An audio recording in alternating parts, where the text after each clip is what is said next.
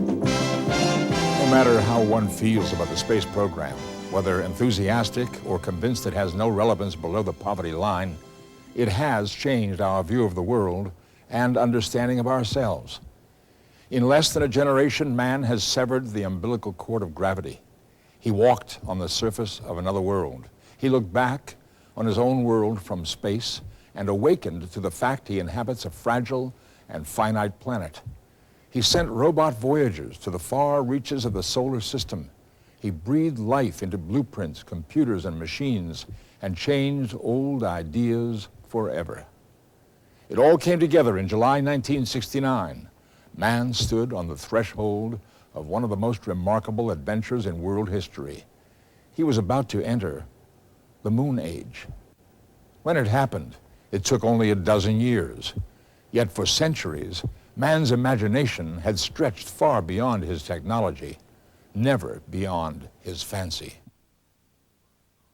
More than 100 years ago, Jules Verne wrote two remarkable accounts of lunar voyages, From the Earth to the Moon and its sequel, Around the Moon. Later, the three men recognized as the fathers of space flight were all to say they traced their early interest in aeronautics to these prophetic novels.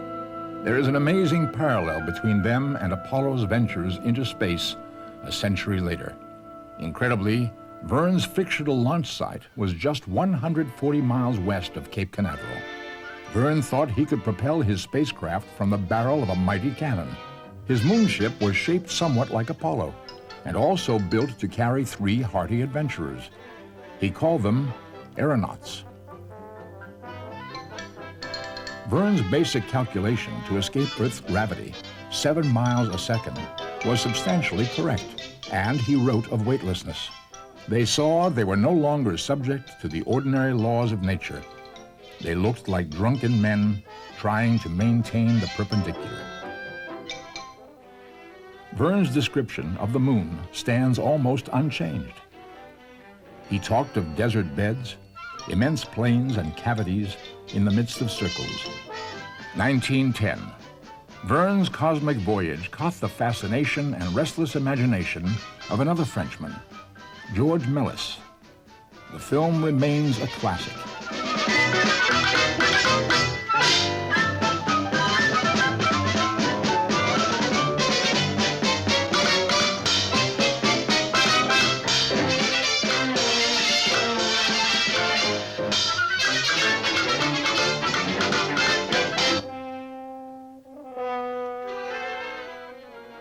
Two decades later, the German director Fritz Lang's Girl in the Moon, for which rocket pioneer Hermann Ober was technical advisor, a puree of science and melodrama.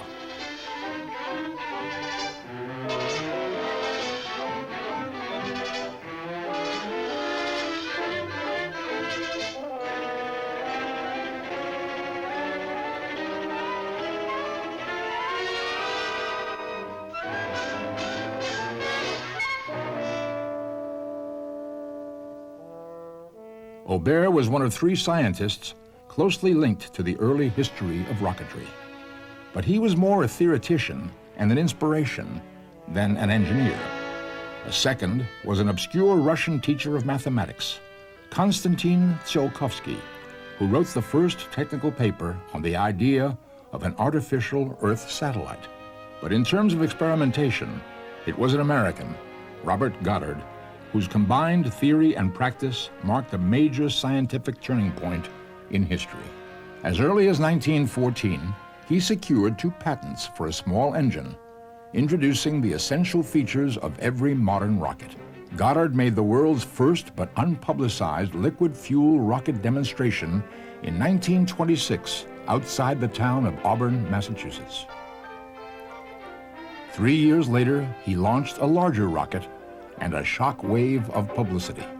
It was a quiet day and sound carried. And I think the residents of Auburn can be pardoned for mistaking it as an airplane coming down in flames because a long jet streaming out had never been seen before. And by 4 o'clock that afternoon, there were extras on the street in great big letters. So the fire marshal stepped in and decided that it was not to the advantage of the state of Massachusetts to have these experiments done because of the danger of fire. With encouragement from Colonel Charles Lindbergh, the quiet and persistent physics professor moved westward.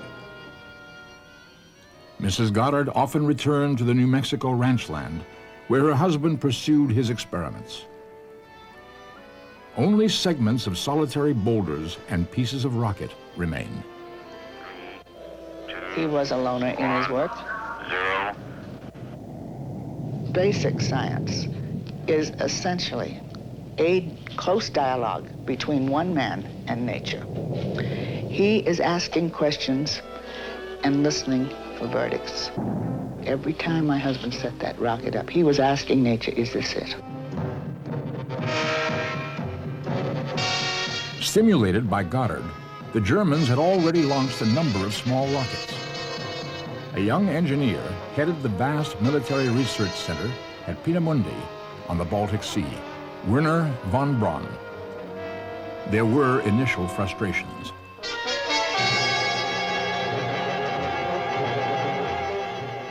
Late in World War II, the Nazis developed and fired thousands of V-2 rockets and buzz bombs at Allied targets.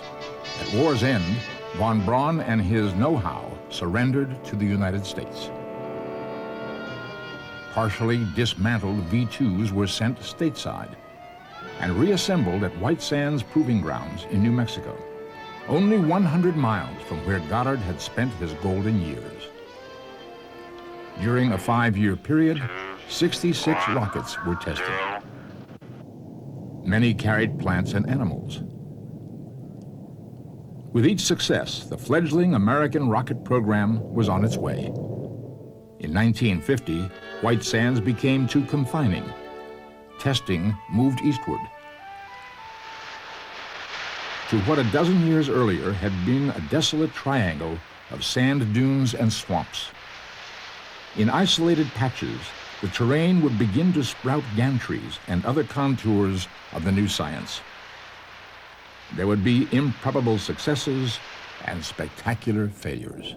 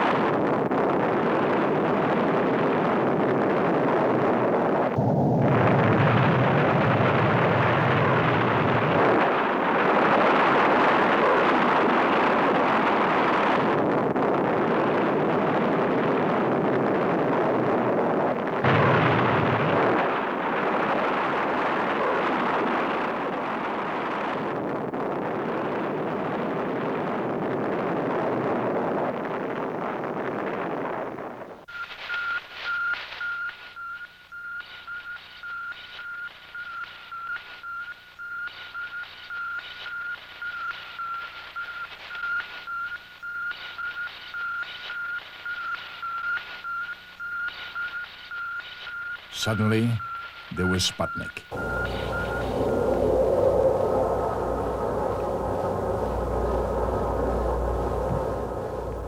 Russia had put the world's first artificial satellite into orbit. It would decay after 3 months, but its impact would continue well beyond that brief lifetime. Soviet leaders boasted. Joyful crowds assembled in Moscow's Red Square.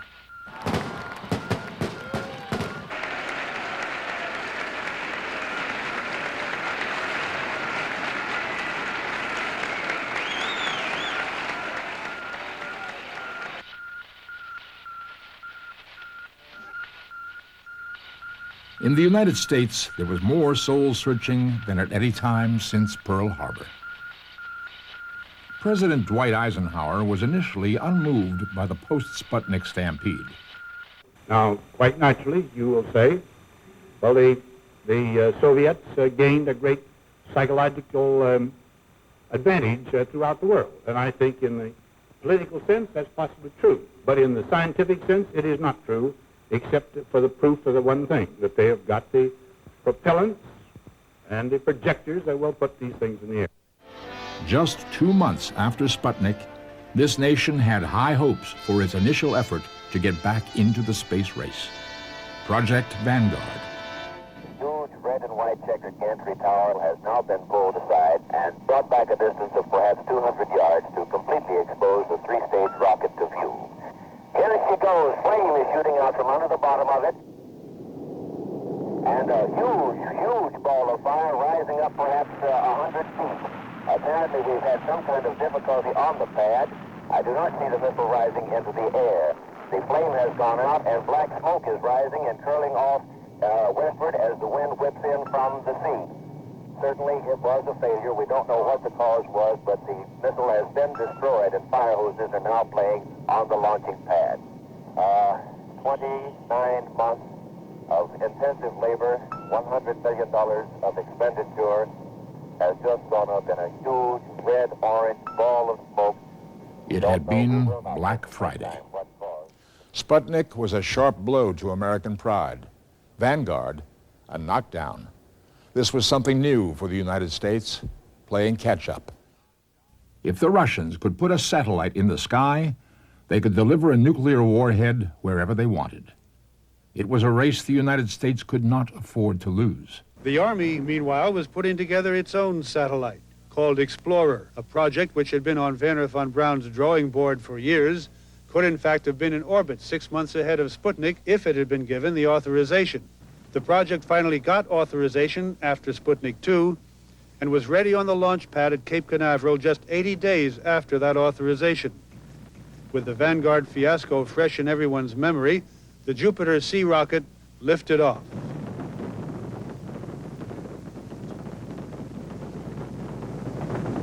The celebration was led by the three scientists, Pickering, von Braun, and Van Allen, who finally took the United States into the age of space.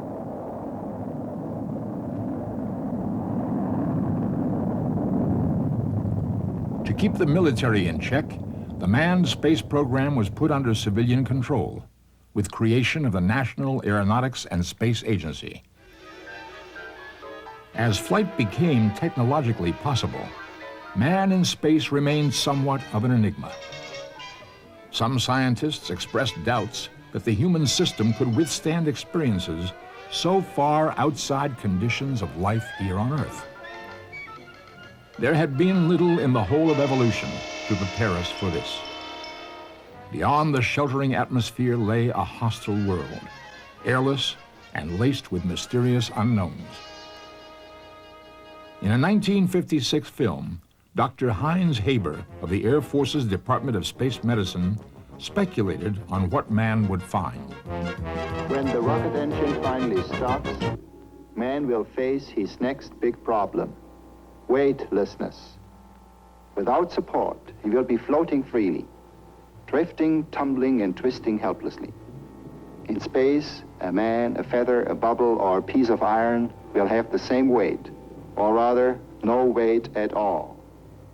But weightlessness is not such an unearthly experience. We become weightless for a short while in a dive or in an elevator. But if we remove the support by cutting the cable, we produce the exact feeling of weightlessness in space. It will take iron nerves waiting for the impact that never comes. We can only hope that man in space will eventually get used to this feeling of falling constantly. It was not man who got there first. Russia's Sputnik 2 carried the dog, Laika, into orbit. The United States turned to a 37-pound chimpanzee nicknamed Ham as its first cosmic traveler. He spent 15 minutes in space. Then came cousin Enos.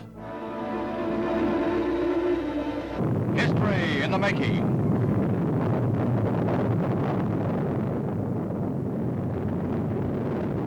Scientists are elated at the condition of both chimp and capsule. They came through the test in a manner that brings a manned flight closer to reality for the U.S. space team. The first group of American astronaut candidates began training in 1959, subjected to virtually every extreme of physical and psychological stress. Among them, acceleration up to 15 Gs. the astronauts seemed less concerned than the scientists.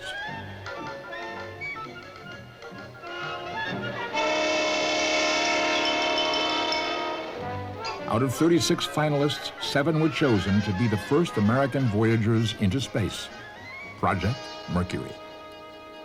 All were under 40 years of age, less than 5 feet 11 inches in height, in excellent physical condition, had a college degree or equivalent, were graduates of a test pilot school, had at least 1,500 hours of jet flight time. But only one could be first. Navy Lieutenant Commander Alan Shepard. Certainly all of us wanted very much to make the flight, and I'm sure that had anyone else had the opportunity, he would have been equally proud as I was on that day, having been selected to go first. There was a wide difference of opinion as to how man would react under weightless conditions for a period as long as 5 minutes at a time. This was pretty traumatic concern among some members of the medical community. And Glenn and Grissom and myself actually went to Navy facility in Johnsville, Pennsylvania, where a centrifuge was prepared for our special use to run some more tests to, in fact, indicate that we could respond very well to weightlessness for periods as long as 5 minutes at a time. Ironically, it was not Shepard, but a Russian who removed any lingering medical qualms about weightlessness. April 1961. Again, Moscow had grabbed the spotlight. Cosmonaut Yuri Gagarin became the first human being to orbit the Earth. As with Sputnik, American space efforts seemed sluggish. This May Day celebration in Moscow gives the Russians the opportunity to crow loud and long over the West. For the theme running through the parade is Triumph in Space. They have no intention of letting the world forget that they were first in orbit, and of course Yuri Gagarin is the featured guest who sees a rocket balloon launched in his honor. Shepard, meantime, intensified training for his pioneer mission. I heard the news at Cape Canaveral while I was training for my flight, America's first manned effort.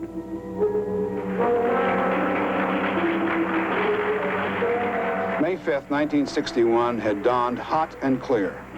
The Redstone rocket, of course, was small by today's standards. At the launch pad, one burning question kept crossing my mind. Would I be good enough? I had already discounted failure with the machine. I could cope with that. But would I panic? Would I make a mistake? All right, lift off and the clock has started. Yes, sir, reading you loud and clear. This is Freedom 7. The fuel is go 1.2 G. Cabin at 14 p.m. There was no discomfort during launch or re-entry. A beautiful flight.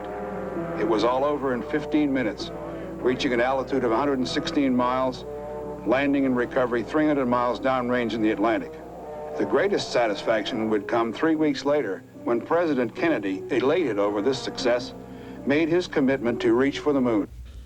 I believe that this nation should commit itself to achieving the goal before this decade is out of landing a man on the moon and returning him safely to the Earth.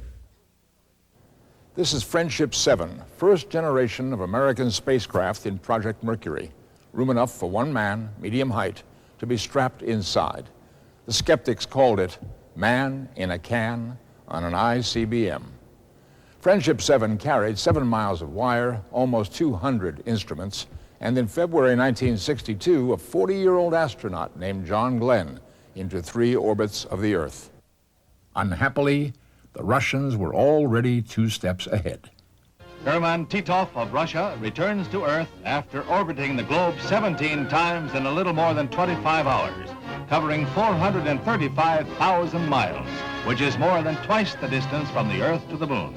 An orbit by a U.S. astronaut is planned later this year. Radio Moscow reports that the 26-year-old Titov landed exactly in the planned area. This view is of the Earth.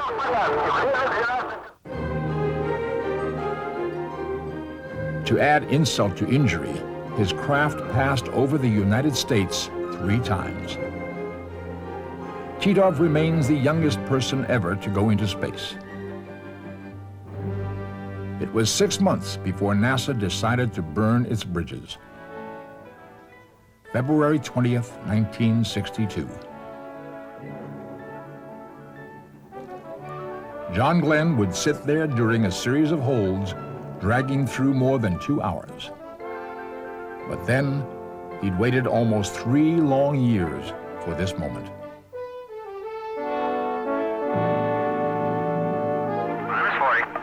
Status check, pressurization. Rocks tanking. Have a blinking high level light. You are go. Water systems, go. Range operations. Mercury capsule, go. May the wee ones be with you, Thomas. Good Lord, ride all the ways. Godspeed, John Glenn. 5, 4, 3.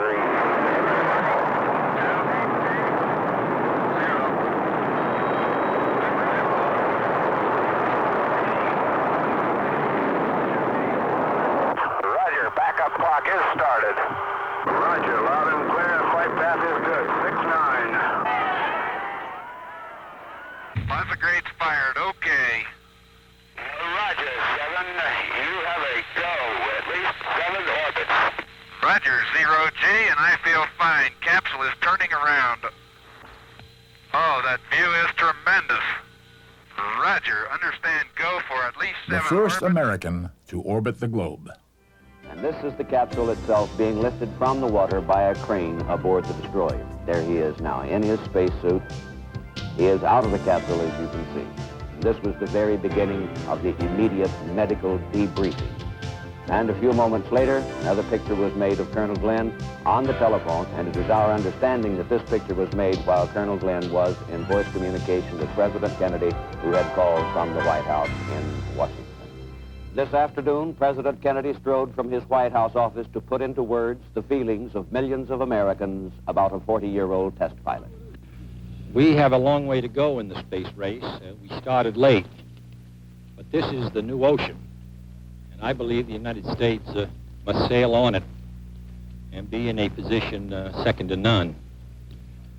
Some months ago, I said that I hoped that every American would serve his country.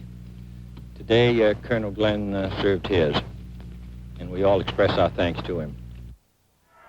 There was reaction everywhere, a mixture of relief, pride, and exaltation. Honors and celebrations. 250,000 persons lined the rainy streets of Washington to pour out their admiration. Then, on to New York, to travel the glory road of other heroes. The first American to ever see the coastlines of continents from outer space said he'd never seen anything like this. We are all proud to have been privileged to be part of this effort, to represent our country as we have.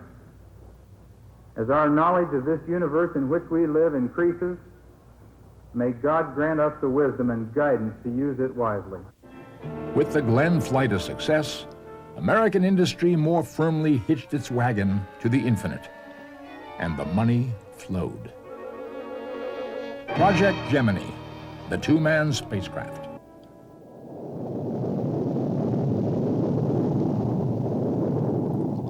There were 10 manned missions stretching over 20 months.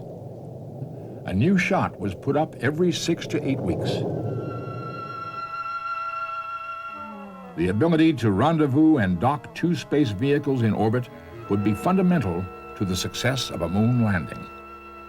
Gemini 8 made the first successful docking with an unmanned orbiting target vehicle. Its commander, Neil Armstrong. Man, that's great. Man, that is really slick.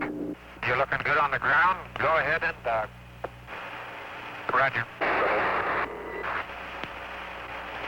Flight, we are down. Early 1965, a 30-year-old Soviet cosmonaut, Alexei Leonov, became the first man to move outside an orbiting spacecraft. Once again, the Russians had stolen the limelight. With almost knee-jerk reaction, NASA responded to the challenge. Okay, I'm out. Okay, 2 months after Leonard, Air Force Colonel Ed White was the first American to walk in space. The gun works real good, Jim. Using a kind of handheld gun for propulsion part of the time, he spent 21 minutes outside and walked 6,000 miles, twice as long and far as Leonard. I feel like $1 million. This is the greatest experience. It's just tremendous. White said he was having so much fun, he didn't want to go back inside. Pilot James McDivitt had to use harsh words to get him back. The flight director says get back in. Okay. They want you to come back in now. Back in? Back in.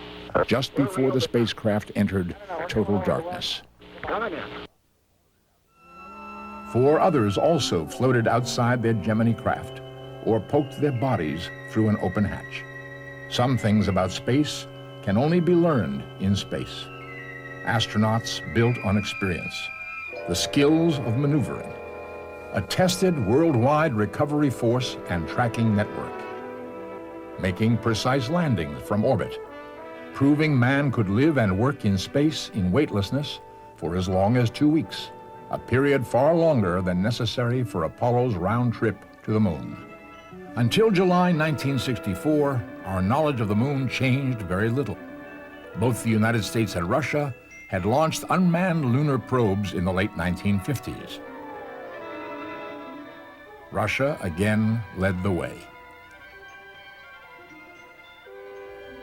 Luna 2 hit the moon in 1959, and Luna 3 orbited it, sending back the first crude pictures of the far side. The United States did not score a success until the 8th try, 5 years later. 17,000 pictures were relayed back to Earth by 3 Ranger spacecraft, which hard landed on the surface. These were the first close-ups. The next epochal stage in lunar photography began with soft landings on the surface. Another Russian first, Luna 9, in early 1966. The United States caught up 18 months later in a sensational way. Surveyors scanned, pounded, and scraped the surface, ending fears the moon might be unable to support the weight of a manned spacecraft. America entered the climactic venture with justifiable confidence. Pad 34, late in January 1967. Optimism was high as the crew of the first Apollo mission, Ed White, Gus Grissom, and Roger Chaffee, took part in a full-scale simulation, just 3 weeks away from scheduled launch. Knowledge of risk is basic to any pioneering venture. Yet, not one man had ever been lost or even hurt. It was taking too much for granted. When it came suddenly, and where least expected, on the ground. We interrupt our normal programming in order to bring you this special report from NBC News. Good evening. Astronauts Virgil Grissom, Edward White, and Roger Chaffee have been killed in a flash fire during a rehearsal of the countdown and launch of the Apollo flight they were to have made on the 21st of next month. The way back was not easy. Emotions were on edge. There were constant reminders that the program had paid dearly for one period of overconfidence. But in a grim way, the tragedy would contribute to later successes. It was nearly 2 years before confidence was really restored by the flight of Apollo 7. The ghost of what NASA simply called the fire was exorcised by 11 days in Earth orbit, in the first of the last bold steps to the moon. Go for orbit here. Go for orbit. Beautiful. Now, the string of successes came regularly. Apollo 8 made a Christmas trip to the moon, the first manned spacecraft to orbit the lunar surface. The crew was overwhelmed. Well, frankly, the vast loneliness up here on the moon is awe-inspiring, and it makes you realize just what you have back there on Earth. The Earth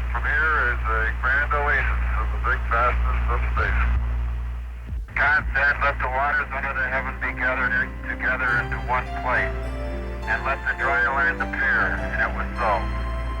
And God called the dry land earth, and the gathering together of the waters called he seas. And God saw that it was good. And from the crew of Apollo 8, we close with good night, good luck, a Merry Christmas, and God bless all of you on the good earth. Apollo 9, the spidery, flimsy flying machine which would carry astronauts to and from the moon, was tested in Earth orbit. But you're upside down again. Yeah, I was just thinking one of us isn't right side up. The lunar module, LEM for short. Okay, Dave, come on out. The first in-flight test, too, of the extravehicular backpack, which would support an astronaut's life on the lunar surface. The mission was a resounding success. Yet, ironically, was the most anonymous of all the Apollo flights.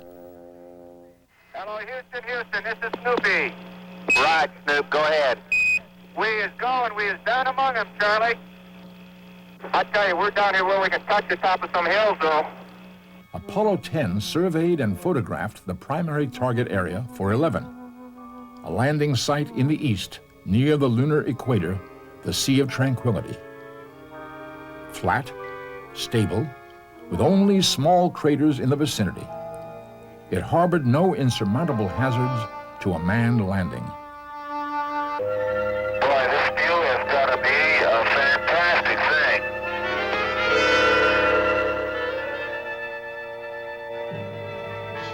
With Apollo 10 in lunar orbit, 11 was already in position on Pad 39. It would be the summer of 1969. The Vietnam War would continue taking its toll among the strains and tensions of 20th century life, of a nation fast losing its innocence, of a significant minority still living in poverty. For some, the American dream would be undiminished. You missed, he's gonna stick it right in your gizzard. For others, whatever happened to it.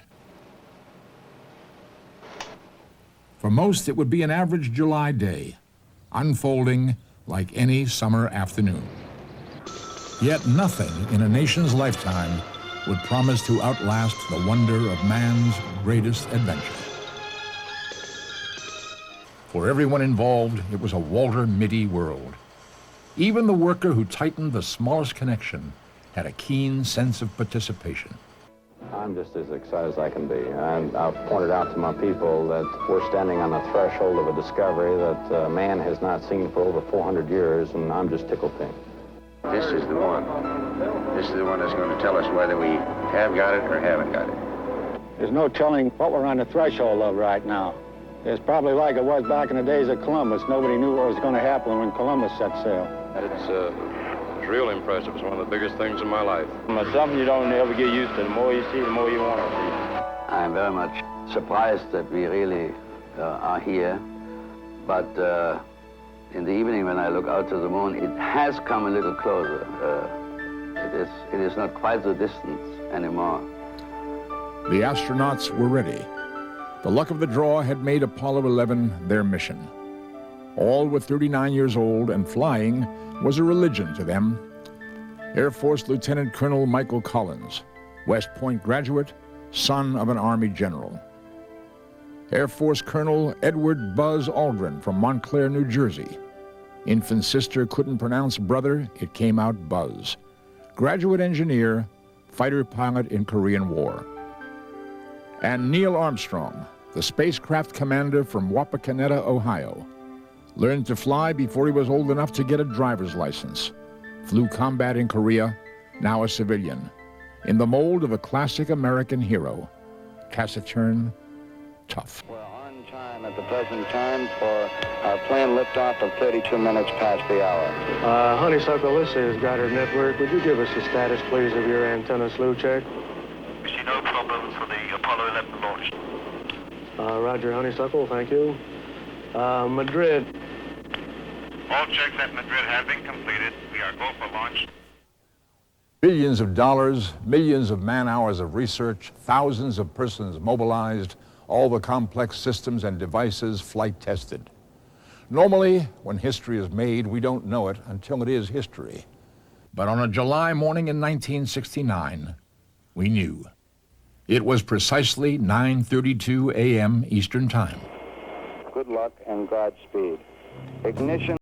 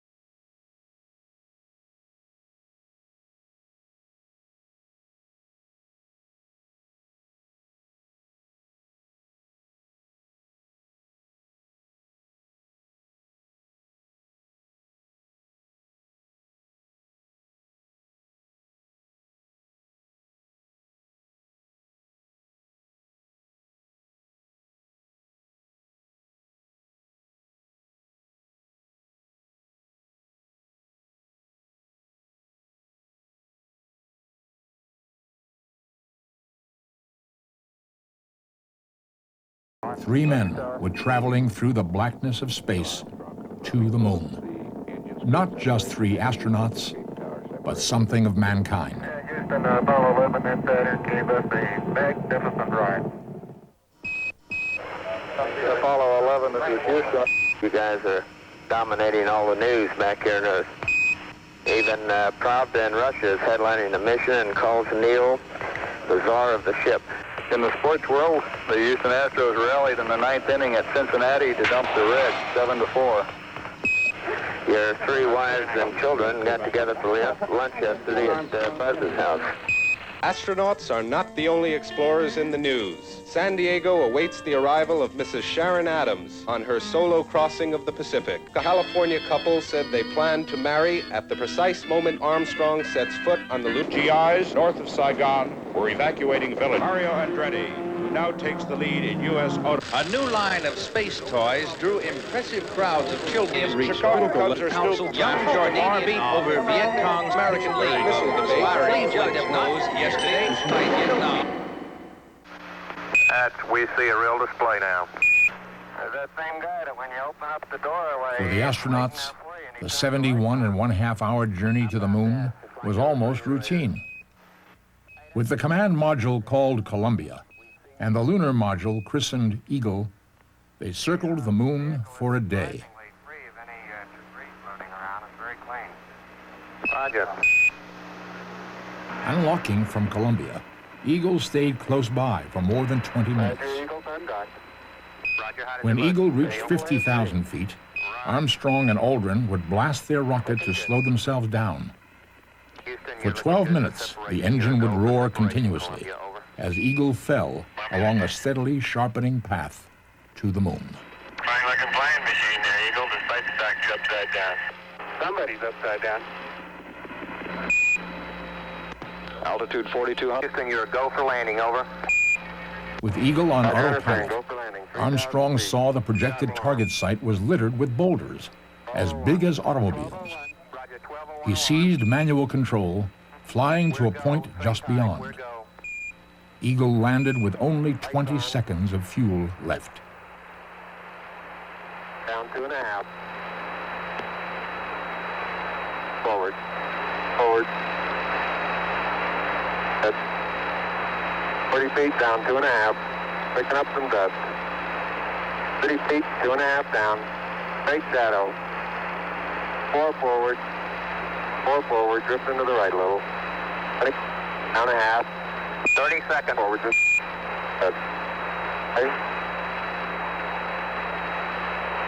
Contact light. Okay, engine stop. Houston,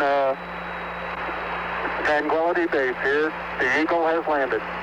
Roger, Tranquility. We copy you on the ground. You got a bunch of guys about to turn blue. We're breathing again. Thanks a lot. The moment of triumph was the landing. After touchdown, Buzz and I shook hands without saying a word, but knew that we'd made it. It's a museum piece now, this spidery, flimsy-looking flying machine, the likes of which ferried American astronauts to and from the moon. The lunar module, LEM for short. Its outside skin no thicker than several dozen layers of plastic kitchen wrap. Things jutting out at all angles, but then streamlining isn't critical in the airless atmosphere of the moon. Or weight, gravity being only 1/6 of what it is here on the floor of the National Air and Space Museum. With this ungainly moonship, man first landed on another celestial body. Once ready, Armstrong opened the hatch and slowly, gingerly moved down the ladder. Aldrin remained inside. Just a few feet below was the lunar soil. This is Houston. Radio check and verify TV circuit breaker in. Roger, TV But first, Armstrong would pause on the disc-like footpad at the end of the ladder. Momentarily, centuries of speculation about the lunar surface and man's ability to survive there would be over. It was 10:56 p.m. Eastern Daylight Time. I'm going to step off the limb now.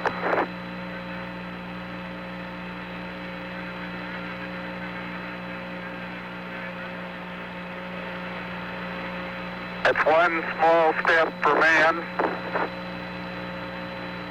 one giant leap for mankind. That's one small step for man, one giant leap for mankind. Et c'est un bond en avant gigantesque pour l'humanité. He is on the moon. À 22h50, en action jeté. I almost don't even believe it, but it's true. And if this is not a permanent, enduring event in human history, then nothing is. And it certainly will be remembered as long as mankind remembers anything. The surface is fine and powdery, but I can see the footprints of my boots and the treads. Okay, it's quite dark here in the shadow and a little hard for me to see that I have good footing. I'll work my way over into the sunlight here without looking directly into the sun. Aldrin, the second man on the moon, followed Armstrong in 20 minutes. Beautiful view. Isn't that something? The astronauts uncovered a plaque on the landing gear. July 1969, AP. It came in peace for all mankind. It has the crew members' signatures and the signature of the President of the United States. They did what they came to do. The flag now in the lunar soil, being held out in an unfurled position by a spring device. A little wire that runs right up the top of it, Russ. Keeps it sticking out in the airless world. Overhead, Mike Collins could hear but not watch the unfolding drama. Columbia, this is Houston reading you loud and clear. Right, the EVA is progressing beautifully. Great. I guess you're about the only person around that doesn't have TV coverage of the scene. That's all right, I don't mind a bit. Neil and Buzz, the President of the For United many, States. this was still John Kennedy's Apollo, but he was gone. Richard Nixon was president. He would make that first historic phone call. Go ahead, Mr. President. This is Houston out. Hello, Neil and Buzz. I'm talking to you by telephone from the Oval Room at the White House. for one priceless moment in the whole history of man, all the people on this earth are truly one. One in their pride in what you have done, and one in our prayers that you will return safely to Earth. Thank you, Mr. President.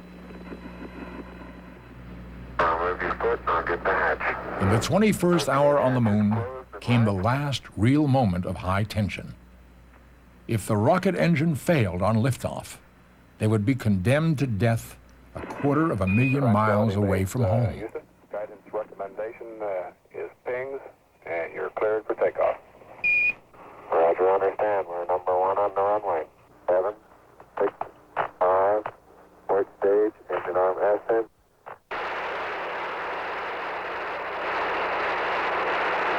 Channel, beautiful. 26, 36 feet per second up. 5, bit of pitch over. Eagle rocketed away from Tranquility Base, firing on time, boosting the moonship into the long elliptical path toward Columbia, cruising overhead. Worldwide, there were sighs of relief and prayers of thanks. Soviet news coverage was the widest ever given an American space mission. The chase, in which Eagle would catch up with Columbia, would take more than 3 hours.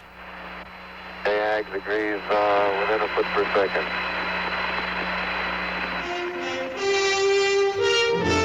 The chase ended more than 60 nautical miles above the front of the moon, in an orbit where Collins had remained in lonely vigil. Not since Adam, perhaps, had one man known such solitude. Eagle and Columbia would rejoin. After half a day, Apollo 11 broke out of lunar gravity, headed for home.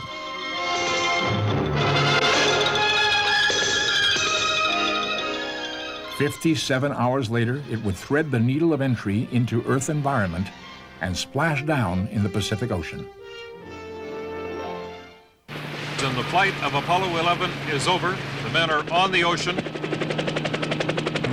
We've had word from Mike Collins inside the spacecraft. He says the crew is excellent. The crew is excellent. The spacecraft flipped upside down after splashdown, but swim teams soon had it right. The hatch was open. The astronauts came out slowly. They were lifted into a helicopter for a ride to the carrier 13 miles away. On the Hornet, President, other dignitaries from Washington. They came out of the chopper looking like men from another planet. At that time, there was some concern, which turned out later to be unfounded, that the astronauts might have brought back some exotic germs from the moon. They and their cargo were in quarantine for 3 weeks.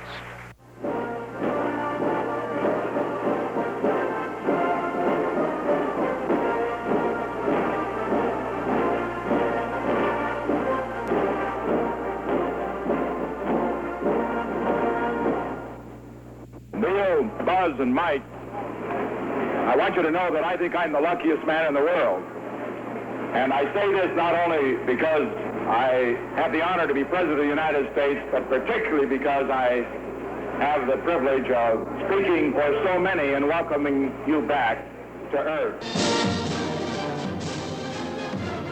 The triumph lasted into autumn.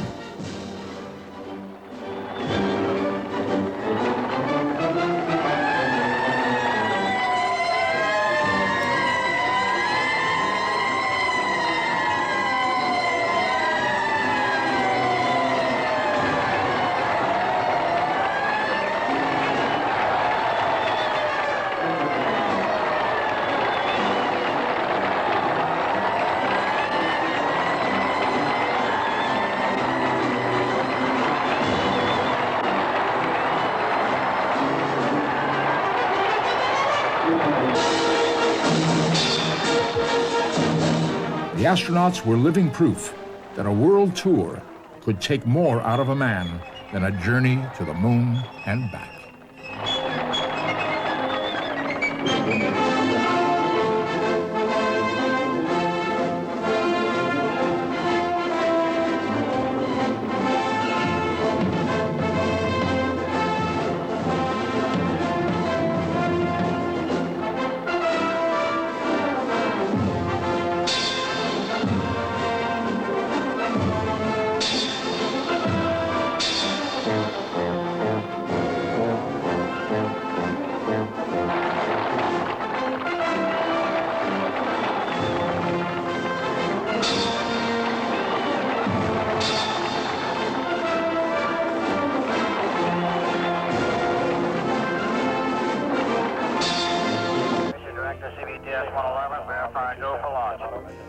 With cheers still echoing for Apollo 11, 12 was already sitting on the launch pad.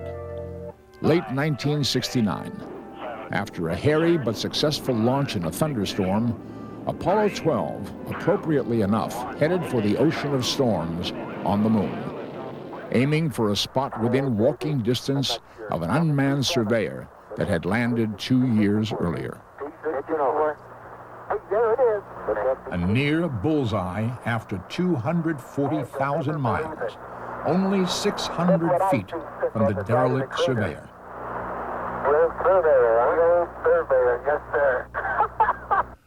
Two successful missions so close together in 1969 made it seem routine. You know what I feel like now? You ever see those pictures of giraffes running in slow motion? That's exactly what I feel like. But this feeling came to an abrupt end during the flight of Apollo 13.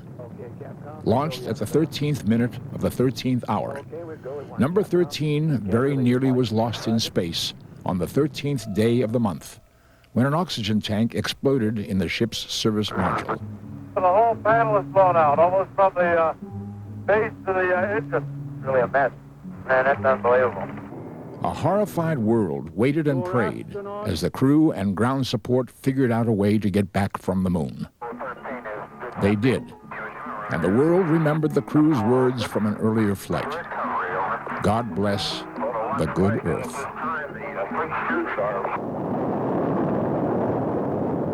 Apollo 13's near disaster brought changes in hardware. It was almost 10 months before astronauts were flying again. Lunar exploration began in earnest. This is really a wild place up here. What a fantastic sight. Oh, this is really profound. Look at the size of that rock. I was strolling on the moon one day. 10. 3 feet per second, contact down. New stop. Auto.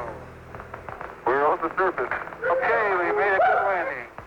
Apollo 14 set down on a gentle, dusty slope between two small craters. Astronauts Alan Shepard and Ed Mitchell walked across the bewildering terrain. After more than 9 hours on the lunar surface, the normally staid Shepard pulled the surprise of the mission. He became the moon's first golfer. Here we go. That looked like a slice to me, Al. Miles and miles and miles.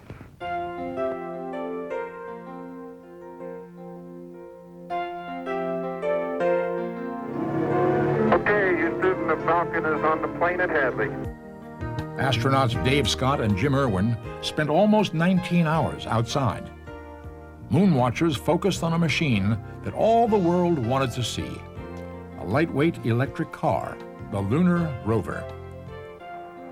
All in all, they traveled 17 miles, took more than 1,100 pictures, and collected 100 documented soil and rock samples, including the geological prize of the voyage. Guess what we just found? I think we found what we came for. Crystal rock, huh? Yes, the Genesis rock, more than 4 billion years old, older than any rock on Earth. The voyage of Apollo 16 took it to the Descartes Mountains, the moon's oldest and most rugged terrain. Come on out here and give me a salute. John Young and Charlie Duke were the most enthusiastic landing party since Apollo 12. Duke even tried one big jump for man. Young and Duke were excited by the bits and pieces of the moon that lay at their feet. Fittingly enough, the last Apollo launch was the most spectacular. The first ever at night. A trail of fire and vapor visible as far away as Kitty Hawk, North Carolina. 17 would be the longest Apollo mission of all. Stand by for pitch over. Oh, are we coming in? 12 days, 13 hours. And there it is, Houston. There's Camelot. Wide on target. I see it. The landing was hard by a crater at Taurus Littrow in rugged mountain country. 53 degrees. Okay, I've got Barre, I've got Poppy, I've got the triangle. Commander Gene Cernan and professional geologist Harrison Jack Schmidt found it rougher than anticipated. H-dot is good. There is orange soil. The most unexpected and important geological find. It's all over.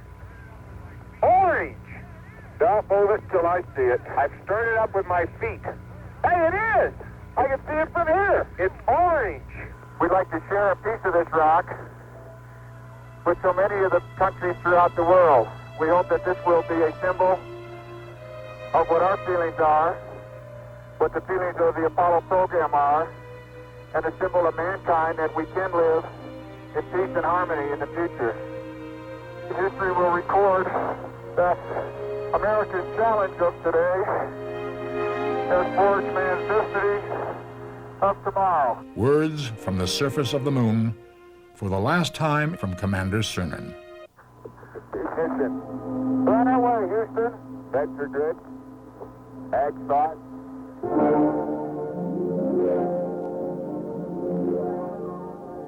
Sunday afternoon, December 20th, 1972. 17 splashed down.